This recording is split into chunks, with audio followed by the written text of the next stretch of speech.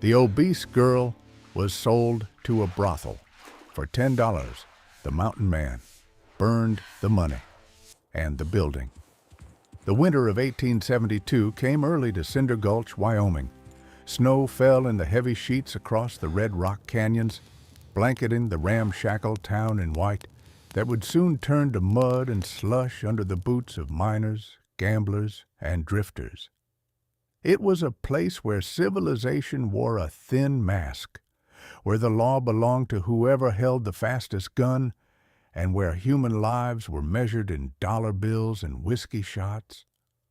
Mary Lou Winters stood in the doorway of the only home she'd ever known, watching her stepfather count 10 silver dollars with trembling alcoholic fingers. The coins clinked against each other, a sound that would haunt her dreams for years to come. Each clink was a nail in the coffin of her childhood, each glint of silver a fragment of her shattered hopes. "Get in the wagon," her stepfather said without looking at her. His breath reeked of cheap whiskey and cheaper tobacco. "Madame Lucille's waiting." Mary Lou's mother had died 3 winters ago, taken by the consumption that swept through the territories like wildfire. Her stepfather, a failed prospector named Vernon Cass, had tolerated her presence only as long as she could work, cooking, cleaning, mending his clothes with fingers that grew raw from the cold. But tolerance had limits, and his debts had grown deeper than any mine shaft in Wyoming. "Please," Mary Lou whispered, her voice barely audible above the wind. "I can work harder. I can—" "Shut your mouth." Vernon's hand shot out, gripping her arm with bruising force. "You think anyone wants to look at you? You think any decent man would marry a girl like you?" He laughed, a bitter, cruel sound. "Madame Lucille's doing me a favor, taking you for $10. Said she might find use for you in the kitchen at least." The wagon ride to the Red Lantern brothel took less than 20 minutes, but to Mary Lou it felt like a journey to the edge of the world. She watched the familiar landmarks of Cinder Gulch pass by, the general store where she'd once dreamed of teaching school to the children of miners, the church where her mother was buried, the livery stable where kind old Mr. Henderson had once told her she had a gift with horses. All of it slipping away like water through cupped hands. The Red Lantern sat at the edge of town, a 2-story building painted a garish crimson that clashed with the austere landscape. Red curtains hung in every window, and even in daylight, Mary Lou could hear the tinny sound of a piano playing somewhere inside. Women's laughter drifted out, but it sounded hollow, mechanical, the kind of laughter that came from survival, not joy. Madame Lucille met them at the door. She was a woman in her 40s, once beautiful, but now hardened by years of running a business that traded in flesh and desperation. Her eyes swept over Mary Lou with the cold assessment of a livestock buyer at auction. "This is her?" Lucille's voice dripped with disdain. "Vernon, you said she could work." "She can work," Vernon insisted, already eyeing the money in Lucille's hand.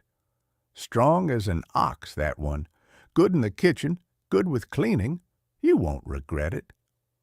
Lucille's lips curled into something that wasn't quite a smile. "For $10, I'd better not." She counted out the coins slowly, deliberately, as if wanting Mary Lou to understand the exact price of her soul.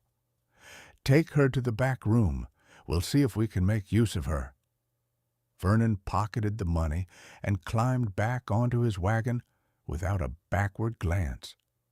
Mary Lou watched him go, realizing with a cold clarity that she was now entirely alone in the world. No family, no friends, no future except the one that waited behind the red door of this building. The first 3 days blurred together in a nightmare of humiliation and despair. Lucille had been truthful about one thing. Mary Lou wasn't expected to entertain customers. The other girls, hollow-eyed women who ranged from 16 to 30, made that clear enough with their cruel jokes and whispered comments. "Madam keeps her in the back for a reason," one girl named Charlotte said loud enough for Mary Lou to hear. "Can't have that kind of ugly scaring away the paying customers." Mary Lou spent her days scrubbing floors, washing sheets that reeked of sweat and cheap perfume, and cooking meals for the women who worked upstairs.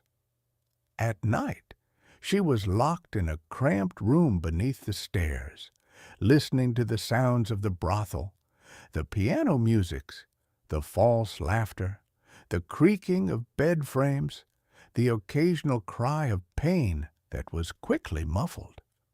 She prayed. She prayed to a God she wasn't sure was listening, prayed for deliverance, prayed for death, prayed for anything that would end this purgatory. Her mother had taught her that prayer was powerful, that faith could move mountains. But in the darkness of that room, with the sounds of human misery echoing through the walls, faith felt like a candle flame struggling against a hurricane. On the 4th day, a stranger came to Cinder Gulch. Elias Boone descended from the Wind River Range like a figure from another age.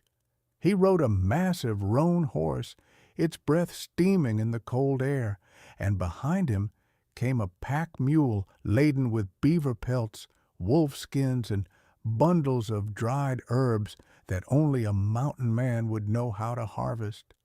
He wore buckskin darkened by weather and wood smoke, and his face was half hidden behind a salt and pepper beard that reached his chest. The townspeople of Cinder Gulch knew of Elias Boone, though few had spoken to him more than once. He came down from the mountains twice a year, spring and late fall, to trade his pelts and furs for supplies.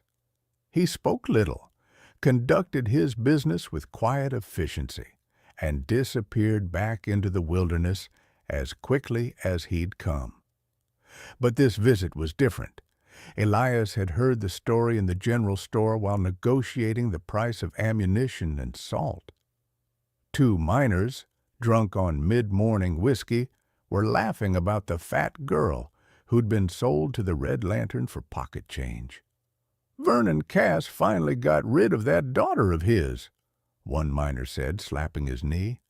"Madame Lucille took her for $10. $10? That's what a good rifle costs." "More like what a bad bottle of whiskey costs," the other miner corrected, and they both laughed. The shopkeeper, a thin man named Paulson, shook his head. "Shame what happened to Mary Lou. Her mother was a good woman. The girl used to help at the church teaching some of the younger children their letters."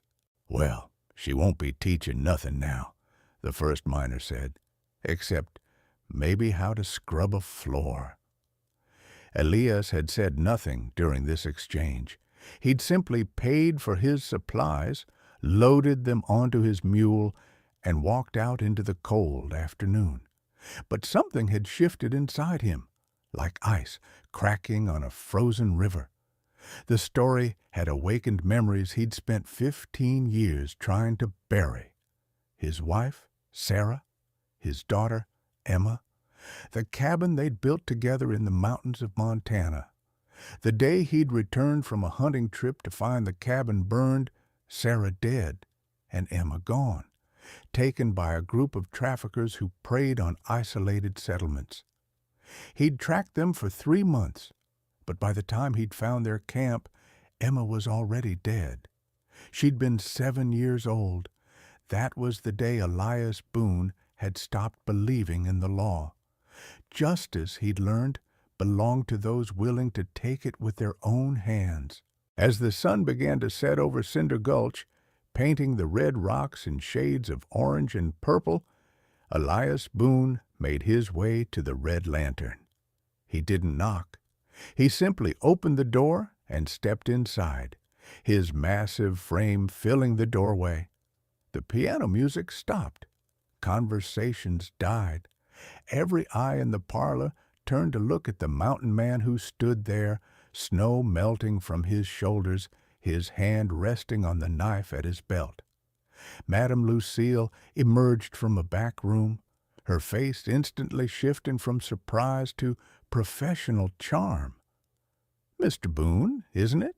We don't often see men of your caliber here. Are you looking for some company this evening?"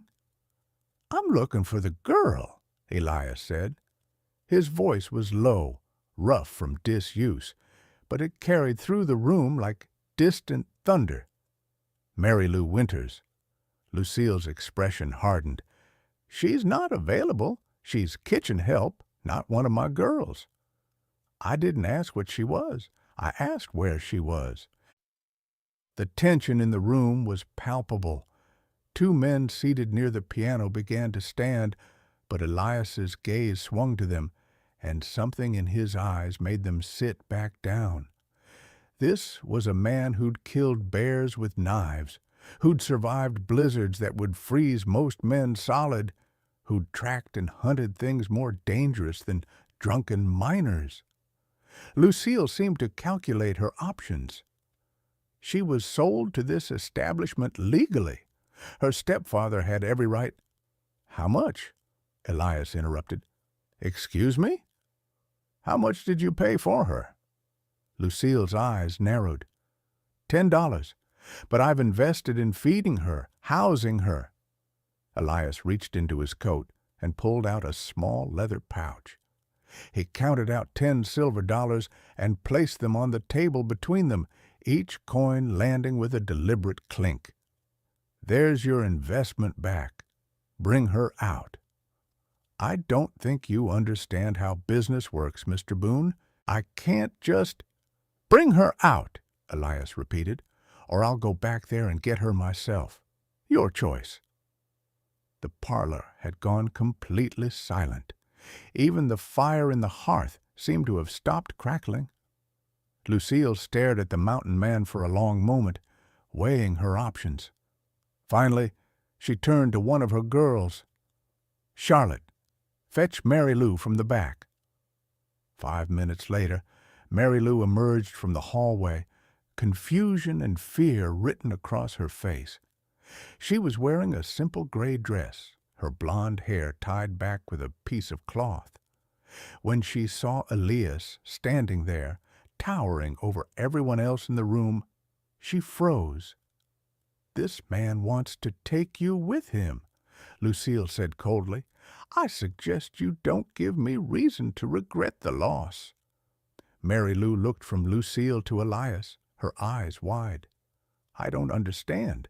Elias picked up the 10 silver dollars from the table, held them up so everyone in the room could see them, and then, in a gesture that would become legend in Cinder Gulch, he pulled out a match, struck it against his boot, and set the money on fire. The coins, heated by the flame, fell back onto the wooden table. Elias swept them onto the floor, where they rolled and scattered, still glowing hot. "No one buys freedom," Elias said, his voice carrying to every corner of the room. "Freedom isn't property, it's not for sale, and it can't be sold." He looked directly at Madame Lucille. "You never owned her. Vernon Cass never owned her. She's not a thing to be bought." Then he turned to Mary Lou. "You can come with me or you can stay here. Your choice. But if you come as a free person, not as property, not as anyone's servant, as yourself." Mary Lou stood frozen, unable to comprehend what was happening. In the space of a few minutes, her world had shifted on its axis. This stranger, this enormous, frightening man from the mountains, was offering her something she'd thought lost forever. She began, her voice trembling. "I'll come with you." Elias nodded once.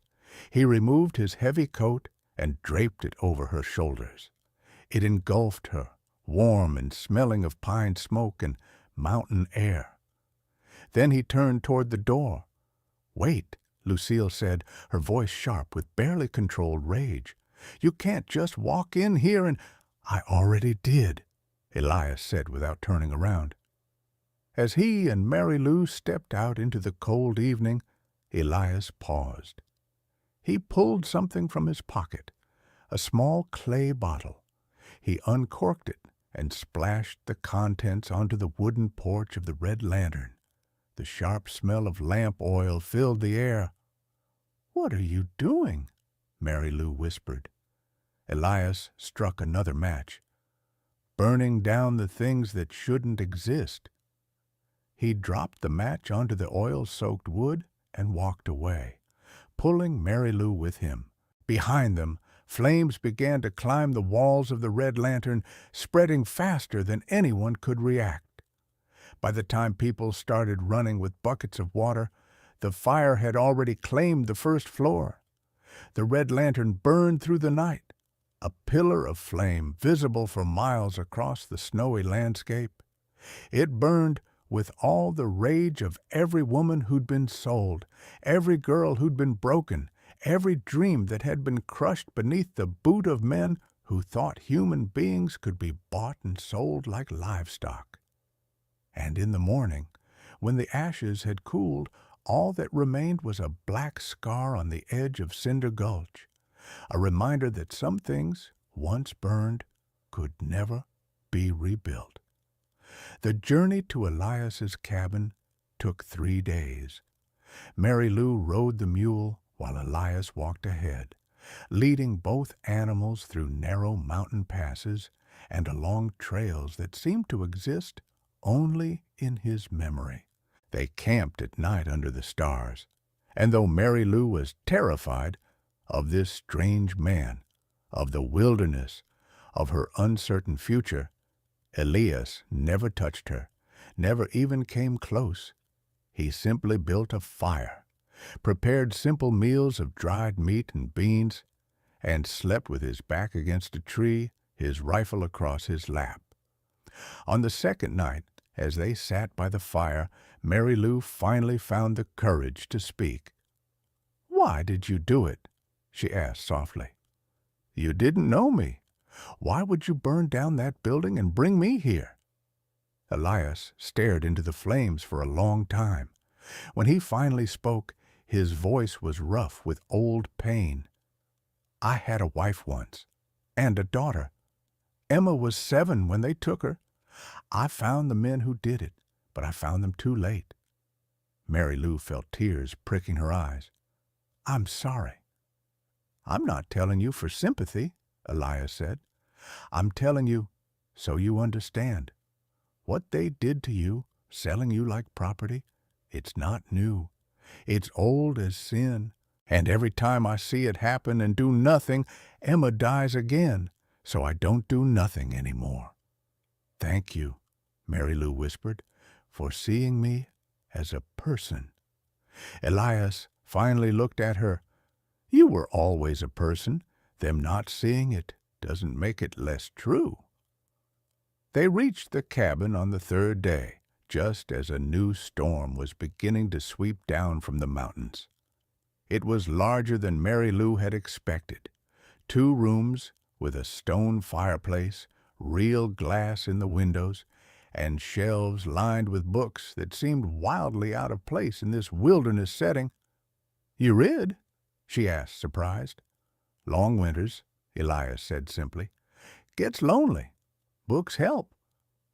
Over the following weeks, a routine emerged. Elias taught Mary Lou the skills she'd need to survive in the mountains: how to build and maintain a fire, how to preserve meat, how to read weather patterns in the sky, how to set snares for rabbits and grouse. He was patient, never mocking her mistakes, never showing frustration when she struggled. Mary Lou, in turn, brought something to the cabin that had been missing for years: warmth. Not just the physical warmth of meals cooked and clothes mended, but the warmth of human companionship, of conversation, of laughter that wasn't forced or false. She discovered she had an affinity for the animals.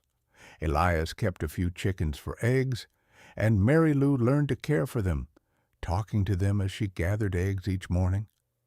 She befriended a young deer that sometimes ventured near the cabin, and even Elias's old hunting dog, a grizzled creature named Buck, began following her around like a devoted shadow. As winter deepened and the snows grew higher, Mary Lou found herself transforming.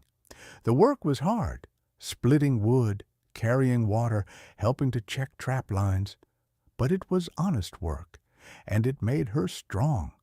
Her body changed, becoming lean and muscled from the physical labor, but more importantly, her spirit changed. The frightened girl who'd been sold for $10 began to disappear, replaced by a woman who could face down a blizzard, skin a rabbit, and sleep soundly despite the howling of wolves outside. One evening, as they sat by the fire, Mary Lou noticed that one of Elias's books was a primer for teaching children to read. "Did this belong to Emma?" she asked gently. Elias nodded. "Sarah was teaching her. Emma loved stories. She'd make me tell her the same ones over and over until I had them memorized." Mary Lou hesitated, then said, Would you tell me one?" That night, Elias told her the story of a princess who'd been locked in a tower and a knight who'd come to rescue her, only to discover that the princess had already picked the lock and was on her way down. It was a simple story, probably embellished over years of retelling, but Mary Lou listened with rapt attention. When it ended, she was smiling, the first real smile Elias had seen from her. "Emma would have liked you," he said quietly. "I would have liked her too," Mary Lou replied. As the weeks turned to months, something shifted between them. It wasn't sudden or dramatic, but rather a gradual recognition that they'd become essential to each other's survival. Not just physical survival, but something deeper.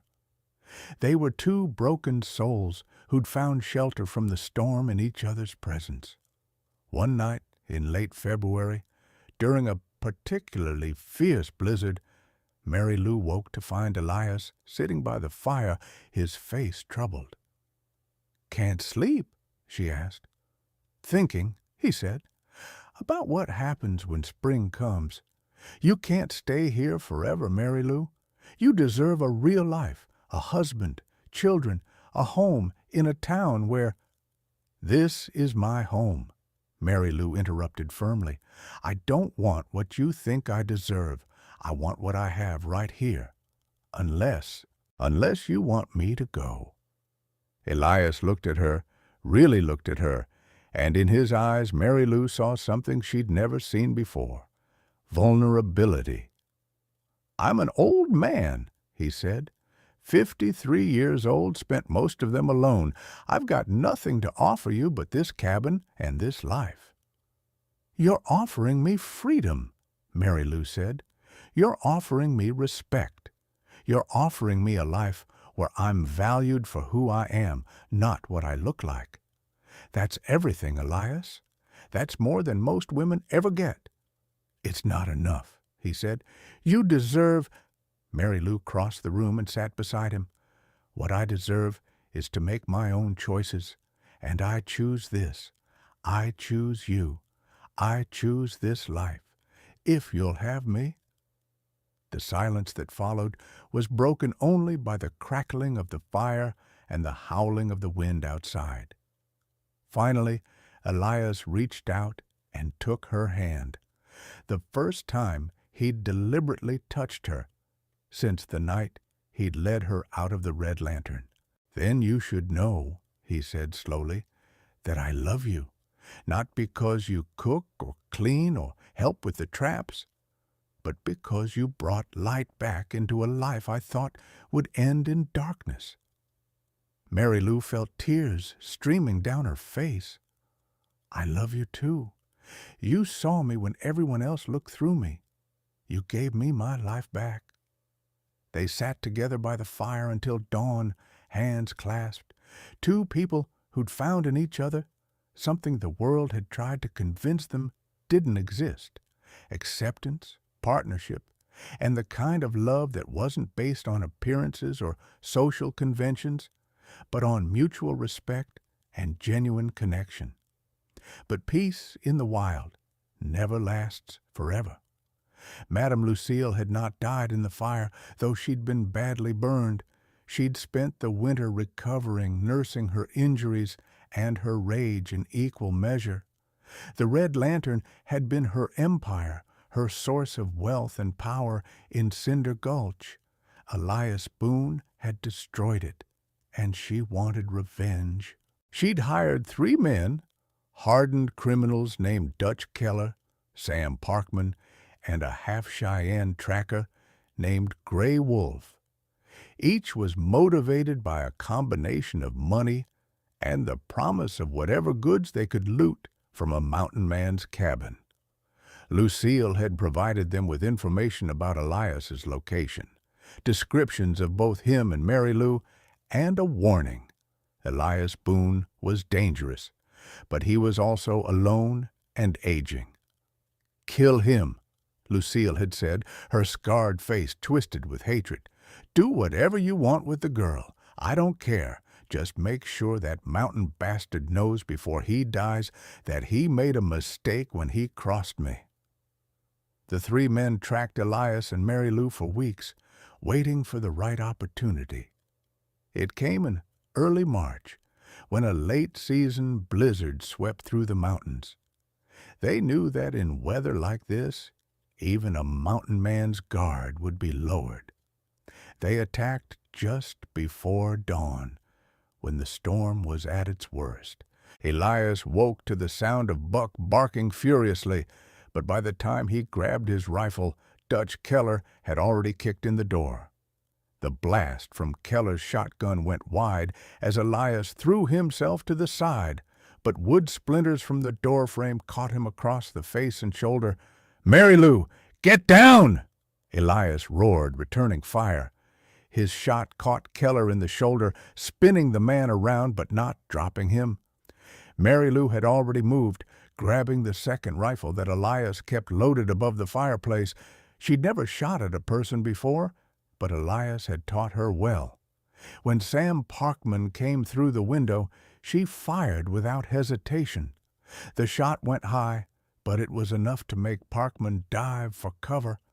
The battle that followed was chaos. Elias fought like a man half his age, moving through the cabin with deadly efficiency. He killed Sam Parkman with a knife when the younger man tried to rush him. Dutch Keller, bleeding from his shoulder wound, managed to land a solid blow with a pistol, catching Elias in the ribs and sending him crashing against the stone fireplace. Gray Wolf, the tracker, had circled around to the back of the cabin. He grabbed Mary Lou as she was trying to reload, one arm around her throat, the other holding a knife to her side. "Drop the rifle, old man," Gray Wolf called out, "or I gut her right here." Elias, bleeding from multiple wounds, looked at Mary Lou. She was terrified but defiant, her hand still trying to reach the knife at her own belt. Their eyes met, and in that moment, an entire conversation passed between them. "Mary Lou," Elias said quietly, "remember what I taught you about the weak points?" Before Gray Wolf could react, Mary Lou drove her elbow backwards into his solar plexus, then brought her boot down on his instep with all her strength. His grip loosened just enough for her to twist away, and as she did, she grabbed the hunting knife from her belt, the one Elias had given her on Christmas, and drove it into Gray Wolf's thigh. The tracker screamed and fell backwards. Elias used the distraction to lunge at Dutch Keller, who'd been raising his gun for another shot. They went down together in a tangle of limbs, both men fighting with the desperation of those who knew only one would walk away. When the violence finally ended, Dutch Keller and Gray Wolf were dead.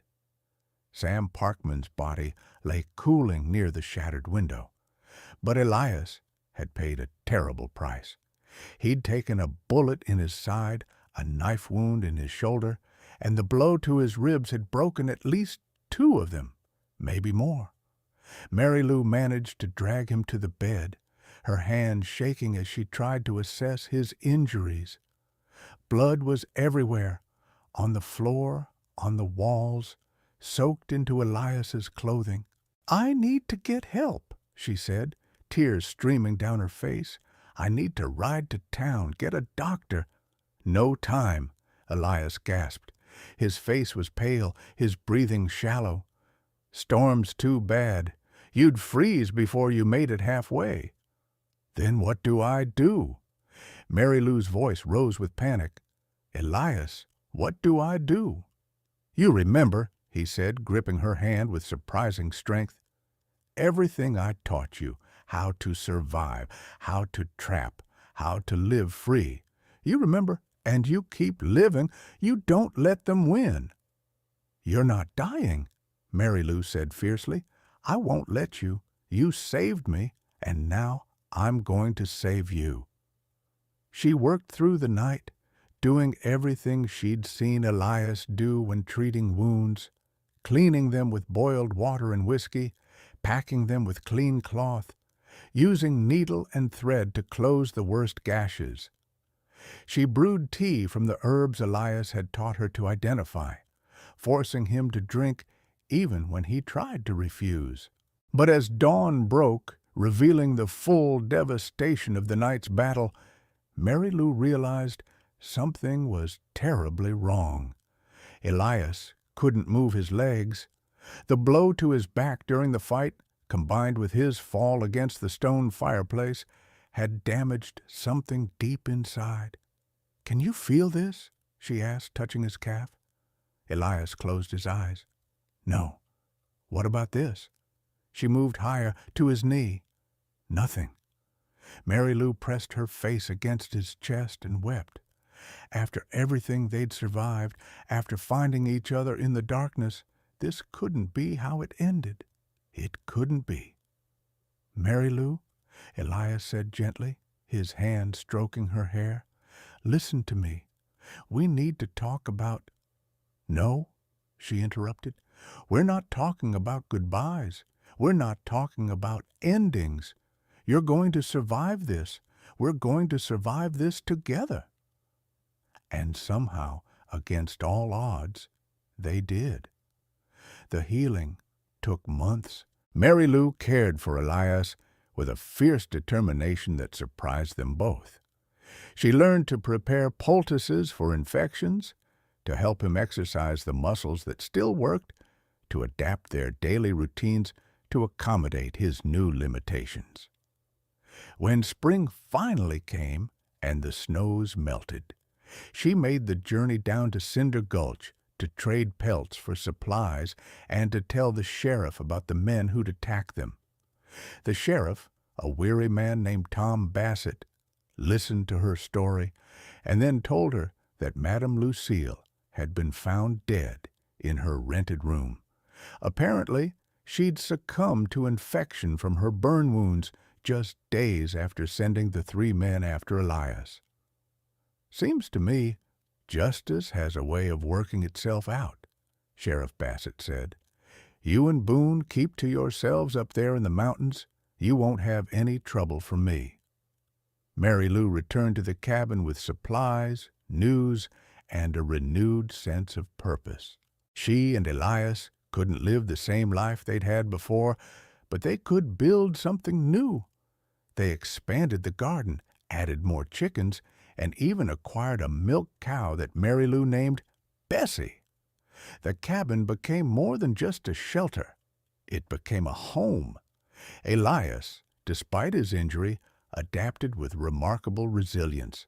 He built himself a wheeled chair that allowed him to move around the cabin and the immediate area. He took over tasks that could be done sitting, mending harnesses, preparing hides, teaching Mary Lou to read from his collection of books.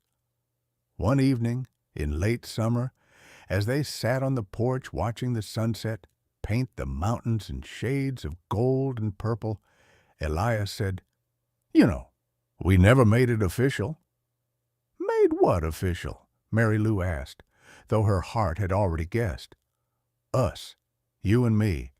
We've been living like husband and wife, but we never, there was never a proper—" He trailed off, suddenly uncertain in a way that made Mary Lou smile. "Elias Boone," she said, taking his weathered hand in hers, "are you asking me to marry you?" "I don't have a ring," he said. "Don't have much of anything to offer, really. But yes, I'm asking. Will you marry me, Mary Lou Winters?" "Yes," she said simply, "I will." They married themselves the next day in a ceremony of their own creation. With no preacher available and no witnesses except Buck the dog and the mountains themselves, they stood before the cabin, Mary Lou standing, Elias in his chair, and spoke vows that came from their hearts rather than any book. "I promise to see you," Elias said, "not the body you live in, but the person you are. I promise to respect your freedom, to support your choices, and to love you until the day I die." "I promise to stay," Mary Lou replied, tears streaming down her face, "not because I have nowhere else to go, but because this is where I choose to be. I promise to be your partner, your friend, and your love, through whatever challenges come." They sealed their promises with a kiss, and Mary Lou felt something shift inside her, a final healing of the wounds that had been inflicted that night in Cinder Gulch when she'd been sold for $10. She was no longer a girl who'd been bought. She was a woman who'd been seen, valued, and loved for exactly who she was. Years passed. The cabin in the mountains became known throughout the region as a place of refuge. Word spread through trappers, traders, and travelers that Elias Boone and his wife Mary Lou would never turn away someone in need. Women running from bad situations found their way to that cabin and were given food, shelter, and supplies for wherever they were headed next. Young people lost in the wilderness were guided back to safety. Even wounded animals were treated with the same care that Mary Lou had once given to Elias. Mary Lou's body continued to change over the years, shaped by the hard work of mountain living, but more importantly, her spirit had transformed completely. The frightened girl who'd once believed she was worthless had become a woman of strength, compassion, and quiet wisdom. She could track a deer through fresh snow, deliver a breech calf, and negotiate fair prices for pelts with the toughest traders in Cinder Gulch. Elias, though bound to his chair, remained the moral compass of their small world. Young men would sometimes ride up to the cabin seeking his advice on matters of honor and justice. He'd listen carefully, speak little, but when he did speak, his words carried the weight of hard-earned experience. One autumn day, nearly 5 years after their wedding, a young woman arrived at the cabin. She was perhaps 17, clearly pregnant, and running from something. She wouldn't give her name or her story, just asked if the tales she'd heard were true, that this was a place where people could be safe. "They're true," Mary Lou said, helping the girl down from her exhausted horse. "You're safe here." The girl stayed for 2 months, helping with chores and slowly regaining the light in her eyes that fear had dimmed.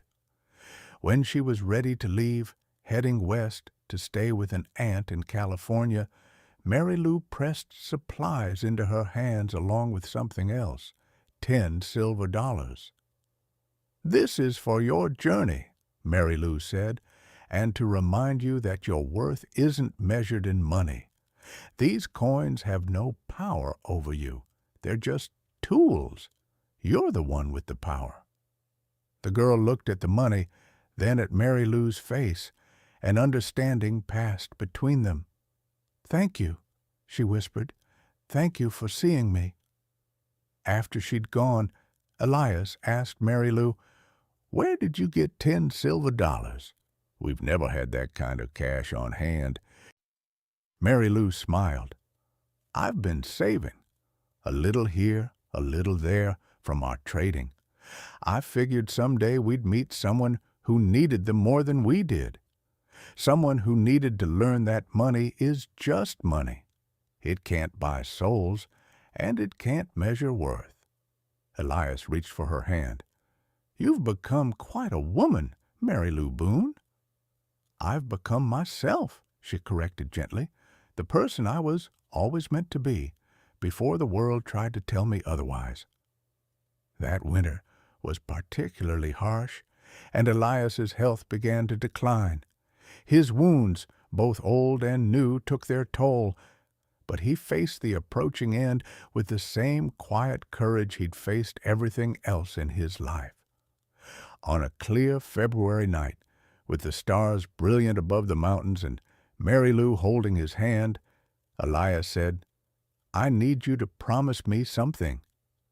"Anything," Mary Lou said.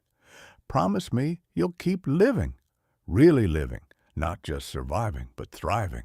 You've got so much more to give this world." "I promise," she whispered, "but you're not leaving yet. We still have time." "Not much," Elias said with a slight smile, "but enough. Enough to tell you that knowing you, loving you, has been the greatest gift of my life. You healed something in me I thought was broken beyond repair." "You did the same for me," Mary Lou said through her tears. "You showed me that I was worth more than $10. You showed me I was worth everything." Elias died 3 days later, peacefully, in his sleep. Mary Lou buried him on the hillside overlooking the cabin under a pine tree he'd always loved. She marked the grave with a simple wooden cross, and beneath his name carved a single line, "He saw the worth in everyone." Mary Lou continued living in the cabin for another 30 years. She never remarried, though she had offers. She taught herself to read and write fluently, using Elias's books and ordering more whenever traders came through. She became known throughout the territory as a healer, a mediator, and a woman of unshakable integrity. Children from the settlements would visit her in the summer, and she'd teach them about the mountains, about survival, about treating all living things with respect. She'd tell them stories, some from books, some from her own life, and always ended with the same lesson. Your worth isn't determined by how you look, how much money you have, or what other people think of you. Your worth is inherent. It's yours by right of being human. Never let anyone convince you otherwise. When she finally passed away at the age of 72, she was found sitting in Elias's old chair on the porch, a book open in her lap, a peaceful expression on her face. The cabin was inherited by a young woman she'd taken in years before, another refugee from a bad situation who'd found healing in the mountains. The story of Mary Lou Winters and Elias Boone became legend in that part of Wyoming. Parents told it to their children as a tale of redemption and courage. Young women drew strength from Mary Lou's transformation, and the cabin itself became a symbol, a reminder that even in the harshest landscapes, even in the darkest times, human dignity could not only survive, but flourish. The Red Lantern was never rebuilt, The scorched earth where it once stood remained barren for decades, as if the land itself had rejected what the building represented. Eventually, someone built a school on that spot, a small one-room schoolhouse where children learned their letters and numbers, where they were taught that education was the path to freedom, and where a portrait hung on the wall. It was a portrait of a woman with kind eyes and strong hands, painted from memory by one of her students. Beneath it was a brass plaque that read, "Mary Lou Boone, Teacher of Worth." In the end, the $10 that had once represented the price of Mary Lou's soul became something different, a reminder that human worth cannot be measured, bought, or sold. It can only be recognized, respected, and honored. And high in the mountains, when the wind blows just right through the abandoned cabin that still stands after all these years, some say you can hear the echo of two voices, an old mountain man and the woman he'd saved, who in turn saved him, speaking words that have outlasted the coins, the buildings, and even death itself. You were always worth everything, always,